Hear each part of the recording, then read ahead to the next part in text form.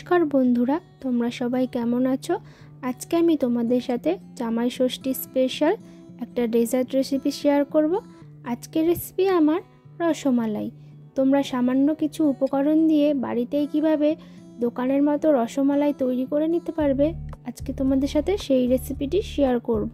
ভিডিওটি কোনো রকম স্কিপ না করে প্রথম থেকে শেষ অবধি আমার সঙ্গে থেকো। রসমালাই করার জন্য প্রথমেই লাগছে আমাদের দুধ। এখানে আমি আমুল গোল্ডের দুধ ব্যবহার করছি। চেষ্টা করবে ফুল ফ্যাটযুক্ত ক্রিম মিল্ক ব্যবহার করার জন্য। লাগছে আমাদের চিনি, তো এখানে আমি 1.5 কাপ মতো চিনি ব্যবহার করব। লাগবে আমাদের মিল্ক পাউডার, তার জন্য আমি 1 কাপ পরিমাণ মিল্ক পাউডার নিয়েছি। 1 চামচ পরিমাণ ময়দা। এরপর লাগবে আমাদের 1 চামচ পরিমাণ ভিনিগার। 5টা কাজু ছোট ছোট টুকরো করে কেটে নিয়েছি। এরপর 3 থেকে 4টে আমন্ড, সেটাও কুচি করে রেখেছি। লাগছে এলাচ গুঁড়ো। প্রথমে যে 1 চামচ পরিমাণ ভিনিগার নিয়েছিলাম তাতে 2 চামচ পরিমাণ জল মিশিয়ে দেব। চারটা আমাদের ছানা কাটাতে লাগবে, তো তোমরা চাইলে ভিনিগারের বদলে লেবুও ব্যবহার করতে পারো। রসমালাই বানানোর জন্য আমাদের ছানাটা রেডি করে নিতে হবে। তার জন্য আমি 600 ml দুধ নিয়ে নেব। যদি আমার চ্যানেলে নতুন কোনো বন্ধু হয়ে থাকো তাহলে কিন্তু আমার চ্যানেলটা অবশ্যই করে সাবস্ক্রাইব করে দিও, আর সাবস্ক্রাইব বাটনের পাশে যে বেল আইকন আছে ওটা কিন্তু অবশ্যই করে ক্লিক করে দিও। দুধটা দেখো ফুটে উঠেছে, তো দুধটা কিন্তু 5 থেকে 10 মিনিটের মতো জাল দিয়ে নেব। বেশ কিন্তু আমাদের ভালো করে জাল দিয়ে নিতে হবে। দুধ যখন ভালো মতো করে ফুটে উঠবে তখন গ্যাসের ফ্লেমটা বন্ধ করে দেব। গ্যাসের ফ্লেমটা বন্ধ করে দেওয়ার পরে যে জল আর ভিনিগারের মিশ্রণটা রেডি করে রেখেছিলাম, মিশ্রণটা অল্প অল্প করে দেব আর হাতা দিয়ে নাড়তে থাকবো। বেশ খেয়াল রাখবে যখন আমরা ছানা কাটাবো, যেই মিশ্রণ লেবুর মিশ্রণই হোক বা ভিনিগারের মিশ্রণই হোক, যখন আমরা দেব তখন কিন্তু গ্যাসের ফ্লেমটা একদম অফ করেই রাখতে হবে। কি হবে, দুধের মধ্যে যে ময়েশ্চারটা থাকে সেটা নষ্ট হবে না, আর আমাদের ছানাটাও বেশ ভালো করে রেডি হবে। একটা সুতির কাপড় নিয়েছি, তাতে ছানাটা ঢেলে নেব। ঢেলে তার উপরে সামান্য ঠান্ডা জল দিয়ে দেব। এতে করে লেবুর গন্ধ বা ভিনিগারের যে গন্ধটা থাকে সেটা আমাদের ছানার মধ্যে থাকবে না। ভালো করে হাত দিয়ে চেপে চেপে হালকা হাতে আমাদের জলটা বার করে নিতে হবে। ছানা জোরে চাপার দরকার নেই, এতে করে ছানার মধ্যে যে ময়েশ্চার থাকে সেটা বেরিয়ে যাবে।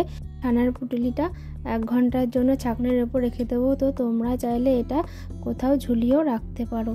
পরে ছানার মধ্যে যে এক্সেস জলটা থাকে সেই জলটা বেরিয়ে যাবে।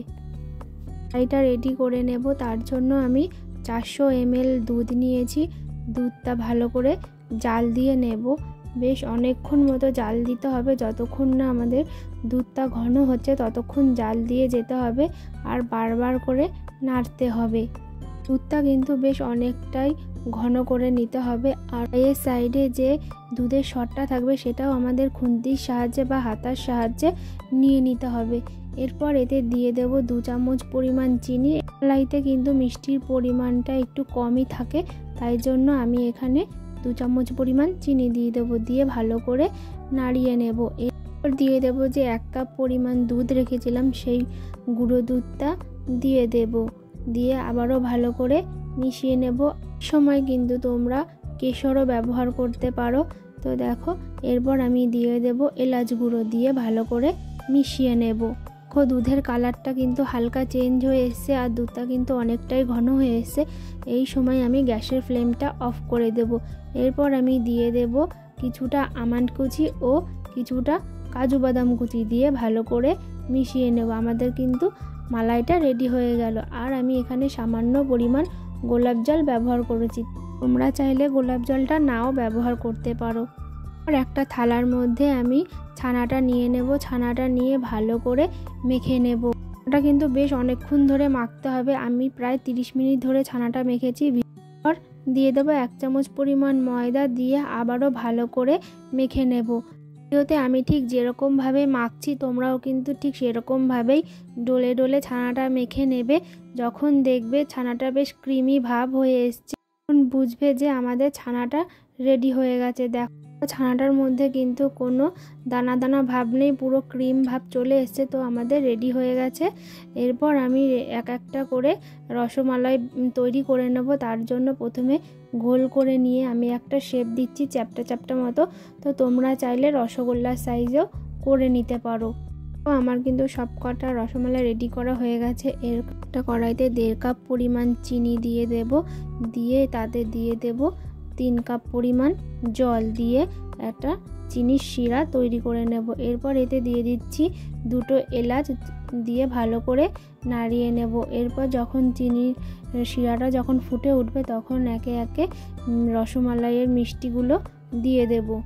10 থেকে 15 মিনিট আমি ঢাকনা চাপা দিয়ে দেবো। 10 থেকে 15 মিনিট পর ঢাকনা খুলে নেব। তো দেখো মিষ্টিগুলো কিন্তু ফুলে দ্বিগুণ হয়ে গেছে। একটা হাতার সাহায্যে মিষ্টিগুলোর গায়ে চিনির শিরা অল্প অল্প করে দিয়ে দেব। 8 থেকে 10 মিনিটের জন্য ঢাকনা চাপা দিয়ে দেব। তো দেখো আমাদের মিষ্টিগুলো কিন্তু একদম রেডি হয়ে গেছে। একটা হাতার সাহায্যে চেপে চেপে মিষ্টির মধ্যে যে চিনির শিরাটা ছিল সেটা বার করে নেব। যে মালাইটা রেডি করে রেখেছিলাম তার মধ্যে একে একে মিষ্টিগুলো দিয়ে দেব। 2 থেকে 3 মিনিট জাল দিয়ে নেব। তো দেখো আমাদের কিন্তু একদম রেডি হয়ে গেল রসমালাই। মালাইটা সার্ভ করার আগে কিন্তু 3 থেকে 4 ঘন্টার জন্য অবশ্যই করে ফ্রিজে ঠান্ডা করে নেবে। ঠান্ডা ঠান্ডা পরিবেশন করো দোকানের স্বাদে রসমালাই। তোমরা কিন্তু সামান্য কিছু উপকরণ দিয়ে বাড়িতে অবশ্যই এটা বানিয়ে ফেলতে পারো। এই রেসিপিটি তোমাদের কেমন লাগলো অবশ্যই কিন্তু কমেন্ট করে জানাতে ভুলো না। জামাই ষষ্ঠীতে বাড়িতে কিন্তু এই রেসিপিটি অবশ্যই একবার ট্রাই করো। চ্যানেলের রেসিপিগুলো যদি তোমাদের ভালো লেগে থাকে তাহলে কিন্তু চ্যানেলটা অবশ্যই করে সাবস্ক্রাইব করে দিও, আর লাইক শেয়ার কমেন্ট করতে একদম ভুলো না। যদি তোমাদের কাছে কোনো রিকোয়েস্টেড রান্নার ভিডিও থাকে তাহলে কিন্তু আমাকে অবশ্যই করে কমেন্ট করো, আমি তোমাদের সেই রেসিপিগুলো করে দেখানোর চেষ্টা করব। আরও দেখা হবে নতুন কোনো রেসিপির সাথে। তো আজকের মতো বিদায় বন্ধুরা।